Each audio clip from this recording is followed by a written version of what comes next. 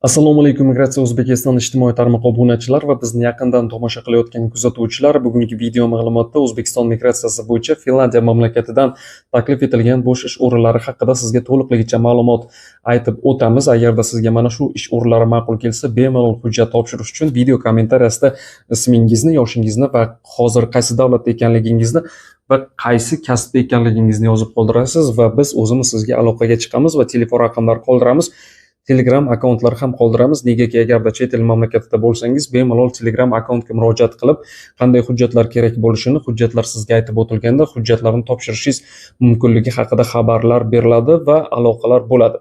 Xo'p, ana endi Finlandiya mamlakati O'zbekiston uchun va O'rta Osiyo mamlakatlari uchun, ya'ni O'rta Osiyo deganda Qozog'iston, Qirg'iziston, Tojikiston, Turkmaniston mamlakatlari tushuniladi va aynan mana shu soha bo'yicha qo'shni davlat fuqarolar ham, qo'shnilarimiz ham bemalol hujjat topshirishlari mumkin bo'ladi.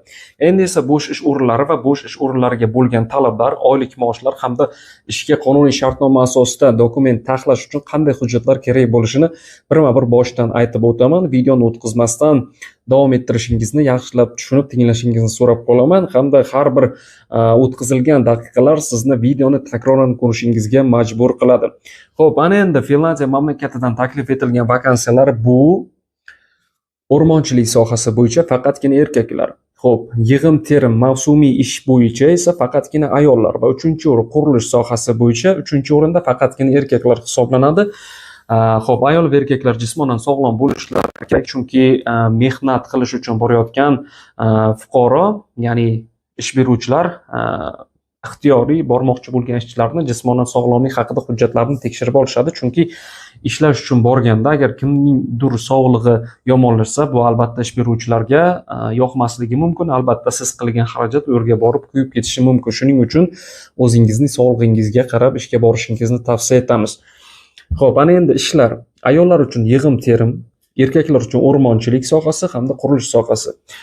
Xo'p, mana bu yerdagi oylik maoshlar yig'im-terimda 1800 yevrodan 2400-2500 yevrogacha ayollar uchun.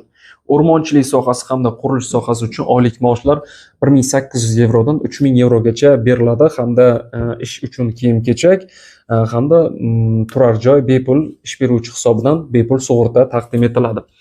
Xo'p, bu yoshda, bu ish o'rinlarida yosh talab 20 yoshdan 40-45 yoshgacha bo'ladi. Bemalol hujjat topshirishingiz mumkin agarda jismonan sog'lom bo'lsangiz. Xo'p, ketish uchun hujjat topshirasiz, shartnoma qilasiz va sizni ishchi vizangiz 4 oydan 6 oygacha shartnoma asosida vizangiz chiqadi va u yerga borganingizdan so'ng qonuniy shartnoma asosida ishlaysiz va ishchi vizangizni uzaytirish imkoniyati ham mavjud ayrim sohalarda yoki qaysi ish o'rnida borsangiz boshqa ish o'rniga o'tib vizangizni uzaytirish imkoniyati ham bo'ladi. Xo'p, ana endi sizga shu ish o'rniga hujjat topshirish uchun qanday dokumentlar kerak bo'lishini aytib o'taman. Undan oldin bizning Migratsiya O'zbekiston ijtimoiy Telegram kanalimizga obuna bo'lishingizni so'rayman, chunki Finlandiya, Germaniya, Norvegiya, Kanada hamda Angliya mamlakatlari bo'yicha yanada ko'proq vakansiyalar bor. Bemalol o'qib chiqib hujjat topshirishingiz mumkin bo'ladi agarda sizga ketish xarajati, bo'sh ish o'rinlaridagi talablar ma'qul kelsa. Xo'p, hozir sizga Migratsiya O'zbekiston rasmiy Telegram kanaliga qanday obuna bo'lishni ko'rsataman. Telefon orqali yozib olingan video ma'lumot. Xo'p, hozir plus Telegram, kimda Telegram bo'lsa, mana shu ilovaga kirib olish kerak. Mana shu ilovaga kirganingizdan so'ng bu yerda poisk tugmasini bosasiz, ya'ni o'zbekchada qidiruv va mana shu yerda katta harflar bilan migratsiya deb yoziladi va bu yerda pastki chiziq O'zbekiston. Xo'p, yozganingizda O'zbekiston migratsiyasi kelib chiqadi. Mana shu Migratsiya O'zbekiston rasmiy Telegram kanalining ustiga bosganingizda bu yerda ishchi vakansiya Germaniya bo'yicha va balki Janubiy Koreya, Kanada, boshqa davlatlar bo'yicha, Birlashgan Arab Amirliklari va dunyo bo'yicha 30 ta davlatga yaqin mamlakatlar ichidan ishchi vakansiyalar taqdim etiladi. Oylik maoshlar, ketish xarajatlari hammasi to'liq aytib o'tilgan. Mana shu bu yerda qoldirilgan havola orqali onlayn ro'yxatdan o'tish havolasiga kirib, ro'yxatdan bemalol o'tishingiz mumkin bo'ladi agarda sizga qaysidir davlatdagi bo'sh ish o'rni va vakansiya ma'qul kelsa. Albatta Telegram kanalimizga obuna bo'ling. Bu siz uchun o'ylaymanki juda katta manfaatli. Xo'p, birinchi o'rinda ketiladigan, ya'ni ketish uchun hujjat taxlanadigan dokumentlar bular qizil pasportingiz xorijga chiqish uchun. Ikkinchi o'rinda sizni ishchi vizangizga tushiriladigan surat, ya'ni 3,5 ga 4,5 ko'rinishda surat. Uchinchi o'rinda oxirgi tugatgan ta'lim turingiz bo'yicha hujjat kerak bo'ladi.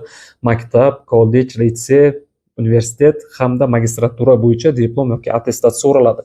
To'rtinchi o'rinda esa sudlanmaganlik haqida hujjatingiz so'raladi. Bu hujjat Davlat xizmatlar markazidan olishingiz mumkin bo'ladi. Yashil pasportingizni taqdim etasiz va sudlanmaganlik haqida hujjat kerak desangiz 15 daqiqa ichida tayyor bo'ladigan hujjat.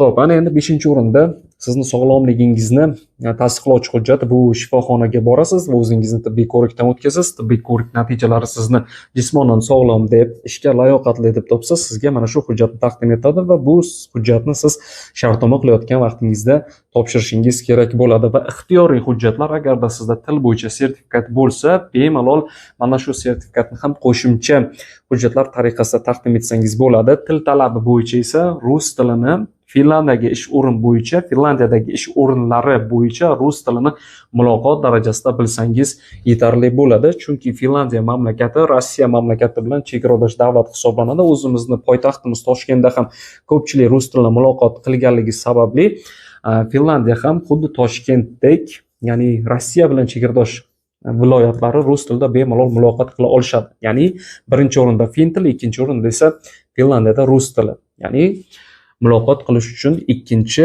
ko'proq tarqalgan til hisobi bo'yicha. Xo'p, ana endi qanday hujjatlar kerak bo'lishi va ish beruvchilarning talabi, u yerdagi ishlar, oilaviy maoshlar hammasini to'liqligicha aytib o'tdim. Mana shu ish o'rniga hujjat topshirmoqchi bo'lsangiz, video kommentariyasida ismingiz, kasbingiz, qaysi davlatda ekanligingizni va yoshingizni yozib qoldiring. Albatta 20 yoshdan 45 yosh oralig'ida bo'lsangiz.